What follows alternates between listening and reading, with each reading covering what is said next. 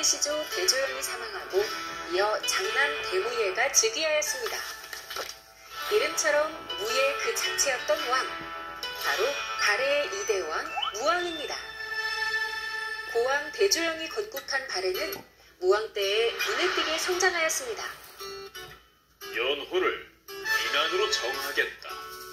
독자적인 연호는 황제국의 상징, 무왕의 차오르는 자신감을 엿볼 수 있습니다.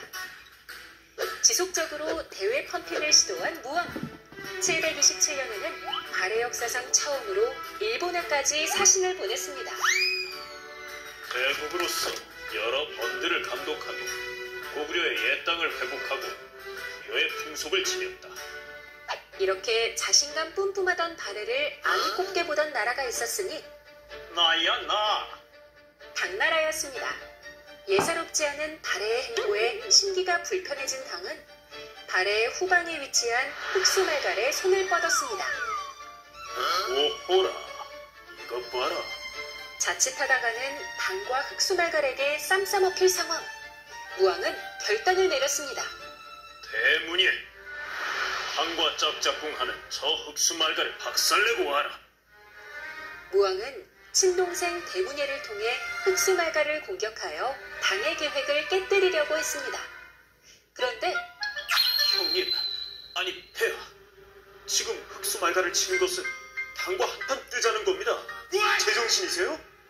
대문예는 당에 머문 적이 있어서 당의 힘을 잘 알고 있었어요. 우린 너 같은 놈을 겁쟁이라고 부르기로 했다, 이놈아. 무왕은 분노했습니다. 화난 형이 무서웠던 대문예는 결국 당으로 망명해버렸습니다. 웰컴. 이에 대노한 무왕. 당으로 도망친 대문예는 역적입니다. 없애주시옵소서. 귀양 보냈어. 걱정 노노. 하지만 이는 거짓이었습니다. 당은 자기 편 들다가 망명한 대문예를 보호하려고 했죠. 그리고 무왕은 얼마 지나지 않아 진실을 간파했습니다. 극대노한 무왕. 대국이 되어가지고 야바위를 칩니까? 이거 실화입니까? 야바위 치면 누가 속을 줄 알았습니까? 뭐? 야바위? 황마! 드디어 무왕의 눈이 뒤집혔습니다. 우리를 호구로 봐! 가라, 장문휴! 732년 장문휴가 이끄는 발해의 수군은 당나라 산동반도 등주를 기습했습니다. 뭐라? 발해가 선빵을 날려? 이 전투에서 당군은 참패하고 등주자사 위중이 사망하였습니다. 당 현종은 대문예를 발해 토벌군 사령관으로 임명했습니다. 이에 분노가 폭발한 무왕은 당나라의 자객을 보내 대문예를 죽이려 하였으나 사전에 적발되어 실패로 돌아갔어요. 대문예 이놈! 733년 무왕은 당에 대해 2차 공격을 감행했습니다. 등주 공격 때와 달리 직접 지휘에 나선 무왕. 당과 대립하던 돌궐 및 거란 세력과 연합하는 듯 만반의 준비를 마쳤습니다. 만리장성 근처 마도산에서 당과 격돌하여 당군에게 큰 피해를 입힌 무왕. 저놈 막아라! 막아! 격분한 당은 신라를 끌어들이기도 했어요. 신라, 좀 도와줘. 대동강 이남 너의 영토로 인정해줄게. 발해 이놈! 하지만 매서운 추위 앞에 신라군은 창 한 번 제대로 휘두르지 못하고 퇴각하고 말았죠. 당은 발해군의 전진을 겨우 막아내긴 했지만 그 후로 발해를 결코 얕잡아 볼 수 없는 나라로 여기게 되었습니다. 과연 고구려의 후예답군. 발해, 너 인정. 발해는 무왕의 군사적 활약에 힘입어 고구려를 계승한 나라로서 불안정했던 국제적 지위를 공고히 다질 수 있었어요. 이후 3대 문왕 때 이르러 완전히 당과 친선관계를 회복한 발해는 활발한 교류를 통해 문화적으로 꽃을 피우게 되었습니다.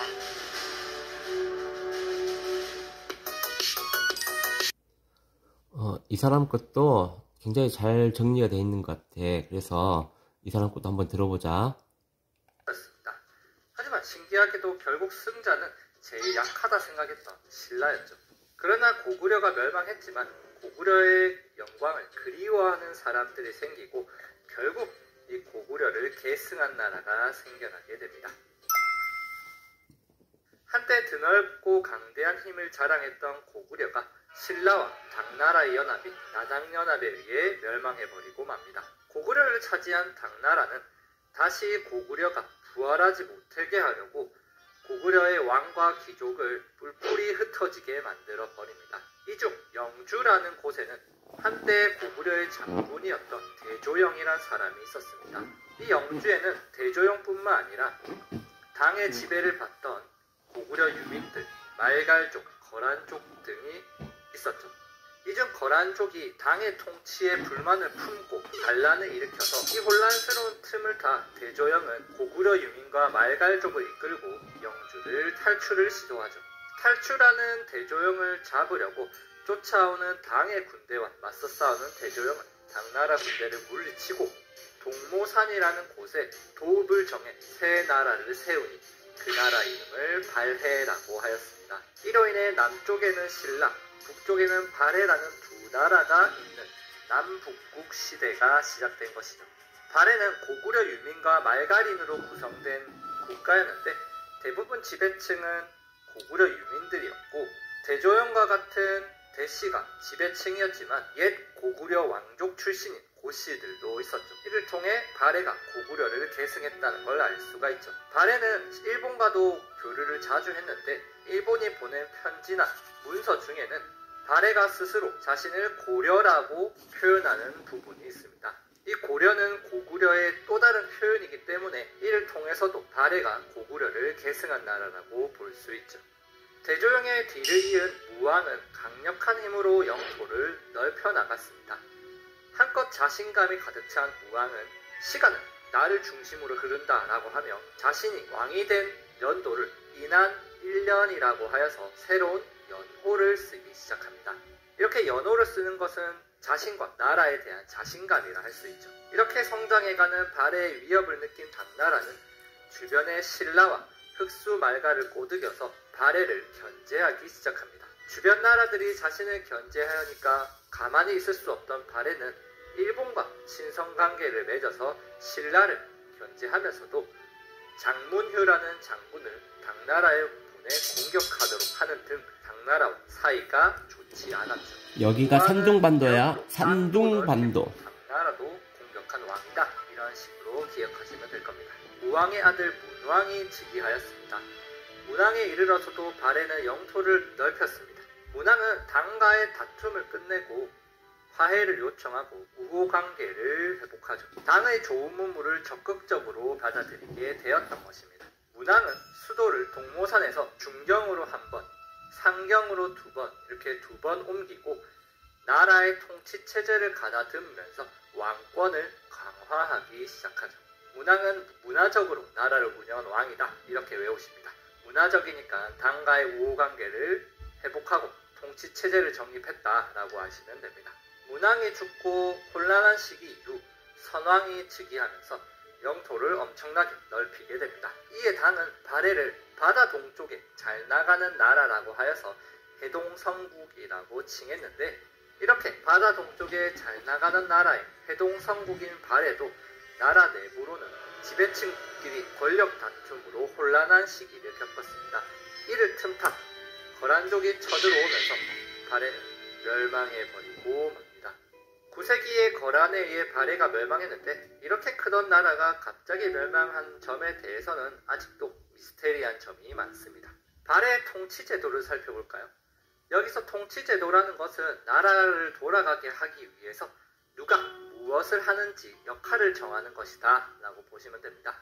현재 교육부가 여러분들을 교육시키고 보건복지부가 여러분들을 건강하게 하는 역할을 하는 것처럼 역할을 나누는 것이죠.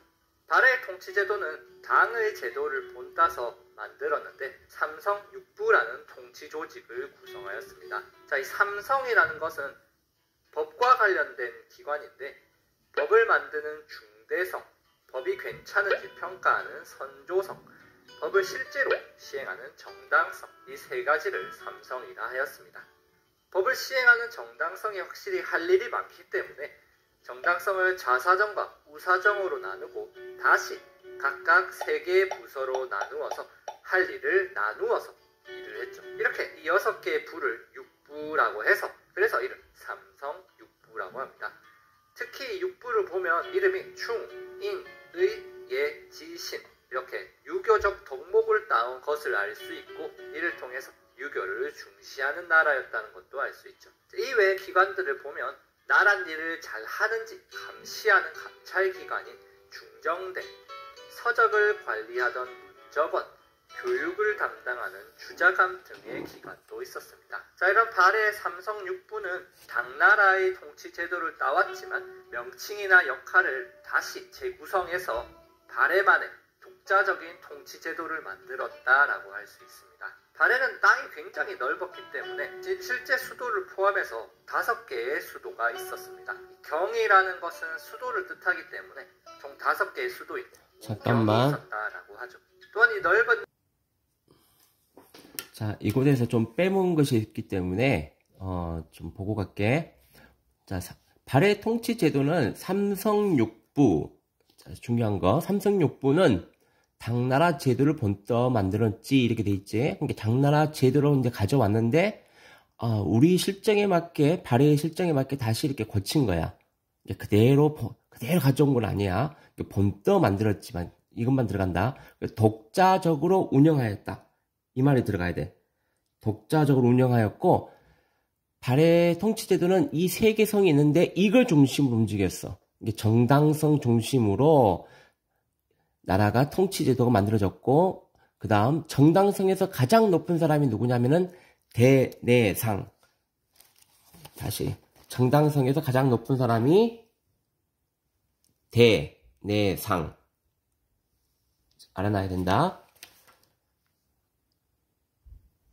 자, 그 다음에 아까 여기도 말했지만은 충, 인, 의, 예, 지, 신 해서 이것은 유교 덕목의 6개를 따온 거야. 그래서 유교를 중요하게 여겼던 나라이구나 라고 지금 예측할 수가 있다. 발해는 땅이 굉장히 넓었기 때문에 실제 수도를 포함해서 5개의 수도가 있었습니다. 경이라는 것은 수도를 뜻하기 때문에 총 5개의 수도인 오경이 있었다라고 하죠. 또한 이 넓은 나라를 15조각으로 쪼개는데 각각의 조각을 부라고 하여서 15부, 15부가 있었습니다. 또 이 각각의 부 안에서 또 더 잘게 나라를 나누었는데 총 62개의 주라는 것으로 나누어서 총 발해는 5경, 15부, 62주로 나라를 잘게 나누어 영토를 효율적으로 다스릴 수 있도록 했죠.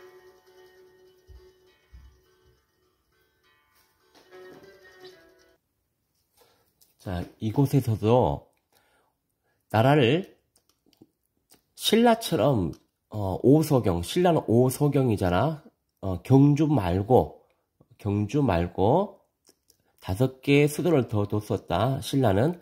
근데 발해도 마찬가지로 5개의 서울을 이렇게 두고 15개로 조각을 쪼개고 그 안에가 또 62개를 또 쪼개고 그 다음 여기는 5경 15부 62주는 지방관을 파견했고 지방관이라는 것은 거기를 관리하는 관리를 말하지. 뭐 도지사, 여기는 뭐 도지사 예를 들면 여기는 뭐 시장, 여기는 뭐 군수 이렇게 듣겠다. 그리고 마지막에 촌락. 촌락은 통일 신라와 마찬가지로 거기에 토착촌주가 다스리고 있었어. 자, 여기 보자. 여기가 지금 통일신라야. 통일신라 보면은 여기 군현은 지방관이 파견이 되지만 초는 토착촌주가 관리했다. 그럼 발해도 어쨌냐면은 발해도 마찬가지로 토착세력. 여기 이 토착세력이 여기 어디냐면은 피지배인. 그게 말갈족이었잖아. 말갈족 수령이 지배를 했다. 그래서 고구려인과 말간이 조화를 이루고 나라가 통치되었다. 이렇게 볼 수가 있다. 마지막으로 한번 정리 다시 한번 해보자. 발해하면은 3명의 왕만 외우면 돼. 무왕, 문왕, 선왕. 자, 무왕 때는 무자가 무외할 때 무자고, 문이란 것은 문화 할 때, 그렇게 생각하면 더 쉽다. 그래서 무왕 때는 주로 싸우는 거야. 아까 뭐 당과 대등하다는 의식을 드러내기 위해서 독자적인 연호를 사용하고, 그 다음에 영토를 여기 북부 지역까지 장악을 하게 되는데, 여기가 흑수말갈이 있었고, 당이 흑수말갈과 신라를 이용해서 발해를 견제하려고 하니까 발해가 먼저 산둥반도 여기를 공격하게 되지. 아까 봤었지. 그리고 나서 무왕 이후 문왕 때는 수도를 상경 용천부로 옮기고, 자, 상경 용천부 나중에 왜 이 말이 필요한지 알게 될 거야. 그러면서 당과 친선관계를 맺게 돼. 이때는 싸웠지만은 그 다음 왕에서는 당과 친선관계를 맺게 되고, 그 다음에 일본과 신라와도 이제 일본은 계속 교류를 했었고, 신라와도 이제 교류를 하게 돼. 그 다음 이제 선왕 때는 발해의 전성기인데, 이때를 당에서는 발해를 해동성국이라 불렀다. 바다해, 동쪽 바다에 융성한 나라라는 뜻이라는 해동성국이라고 불렸다. 선왕 때. 아까 이렇게 멸망하게 됐다겠지? 자, 통치제도에서 아까 다시 한 번만 보면은, 당나라의 삼성 육부를 이것을 본떠서 만들었는데, 이것은 발해의 실정에 맞게 독자적으로 운영했다. 그대로 보호받겠다. 이것은 틀렸어. 자, 그 다음에 삼성에서 중요한 곳이 정당성 중심으로 운영이 됐고, 정당성을 관리하던 장관이 누구냐면 대내상. 여기까지 알아둬야 돼. 대내상. 그 다음에 5경 15부 62조 알면 더 좋고, 지방간을 파견했지만은 촌락은 여기 토착 세력 말갈 수령이 지배를 했다. 뭐 요거는 읽고만 넘어가. 문제. 시기순으로 발하기 나열한 것은 해동성국은, 그러니까 왕은 3명 있었잖아. 무왕, 문왕, 선왕. 이렇게 3명 있었지. 자, 무 때는 이제 싸우는 거야. 공격하다, 산둥반도. 그래서 무왕 때, 문왕 때는 친선교류를 맺고, 그 다음에 수도로 옮겼어. 이거, 상경으로 옮겼다. 그래서 문왕. 해동성국, 선왕 때. 그래서 1번, 2번, 3번. 자, 가 시기에 집권했던 발해 왕은 아까 해동성국, 선왕. 나 해당하는 시기. 자, 여기 문왕 때 상경으로 옮기고, 당과 일본과 친선관계를 맺었다. 자, 맞고. 자, 독자적인 연호를 사용한 것은 무왕 때야, 무왕. 자, 여기도 옮겼지. 상경으로 수도를 옮겼고. 그 다음에 10번. 발해는 9세기 말 지배층의 권력 다툼으로 국력이 크게 약해졌고, 결국 세력을 키운 거란의 침입을 받아서 멸망하였다. 그리고 발해 유민 일부는 이제 신라도 이제 멸망하게 돼. 그래서 이제 고려가 세워져. 발해가 멸망할 때 고려가 세워진다. 발해 왕들은 인한, 대응, 근흥 등 독자적인 연호를 사용하였다. 정여공주의 묘지석에는 문왕을 황제라는 뜻의 황상이라고 칭하였다. 자, 황제란 말이 등장하고, 그 다음에 독자적인 연호가 있다는 것은 내가 주변국에 간섭을 받지 않는다. 그리고 당과 대등한 나라다.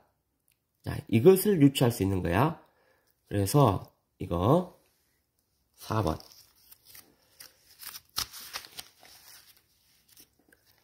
발해의 중앙행정조직인 삼성육부종 최고 권력기관.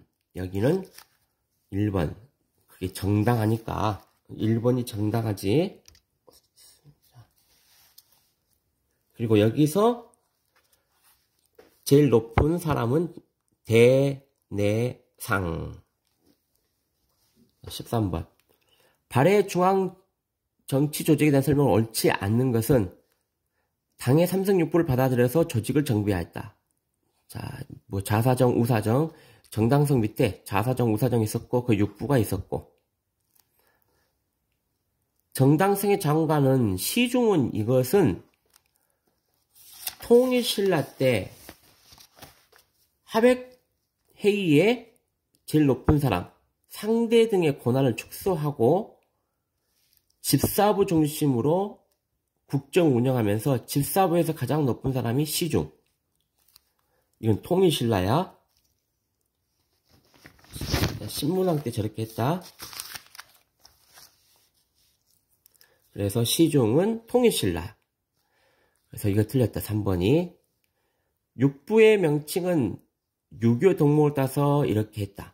당의 제도를 수용하였지만 발해의 실정에 맞게 독자적으로 운영하였다. 자, 맞는 말.